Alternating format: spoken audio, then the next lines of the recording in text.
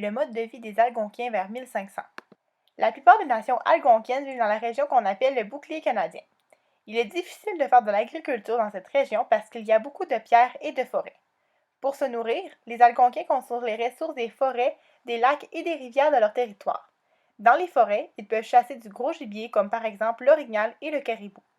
On retrouve également du plus petit gibier comme le lièvre et la perdrix.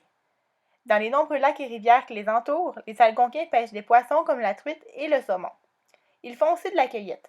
La forêt regorge de plantes, de fruits et de légumes qui servent d'aliments, d'épices et de remèdes aux Algonquins. Les habitations des Algonquins s'appellent des wigwams. Les wigwams ressemblent un peu à de grandes tentes en forme de cône ou de dôme.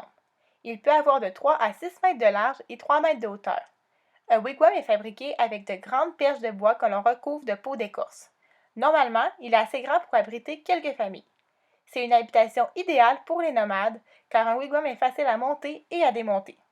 Les Algonquins sont nomades, c'est-à-dire qu'ils n'ont pas d'habitation fixe. En été, ils forment de grands groupes et s'établissent près d'une rivière ou d'un lac. Ils passent tout l'été au même endroit et se nourrissent du poisson qu'ils pêchent. L'hiver, lorsque les lacs et les rivières sont gelés, ils se déplacent et vont s'établir dans la forêt. À cette époque de l'année, les Algonquins chassent le petit et le gros gibier. Il est plus facile pour eux de chasser le gros gibier comme l'orignal parce qu'ils se déplacent lentement dans la neige épaisse. Les Algonquins ont développé des moyens de transport adaptés à leur mode de vie. Ils leur permettent de se déplacer facilement et rapidement. Ils sont légers et faciles à réparer avec des matériaux accessibles. Le canot d'écorce, par exemple, est solide. Il peut transporter 2 adultes, 2 enfants et 150 kg de matériel à son bord, mais assez léger pour faire du portage lorsque c'est nécessaire. Le toboggan, qui est une sorte de traîneau, permet aux Algonquins de transporter facilement leurs bagages sur la neige l'hiver. De manière générale, les femmes algonquines s'occupent de tout ce qui concerne le camp.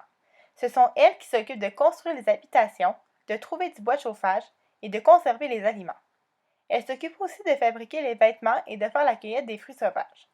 Quand les tribus se déplacent, ce sont les femmes qui transportent les bagages pour permettre aux hommes de partir rapidement à la chasse s'ils aperçoivent une proie intéressante. La principale tâche des hommes est de s'assurer d'avoir assez de nourriture pour toute la bande. Ce sont eux qui se chargent de la chasse et de la pêche. Les hommes sont également responsables du commerce avec les autres bandes et nations. Lorsque les Algonquins sont en guerre, ce sont les hommes qui vont se battre.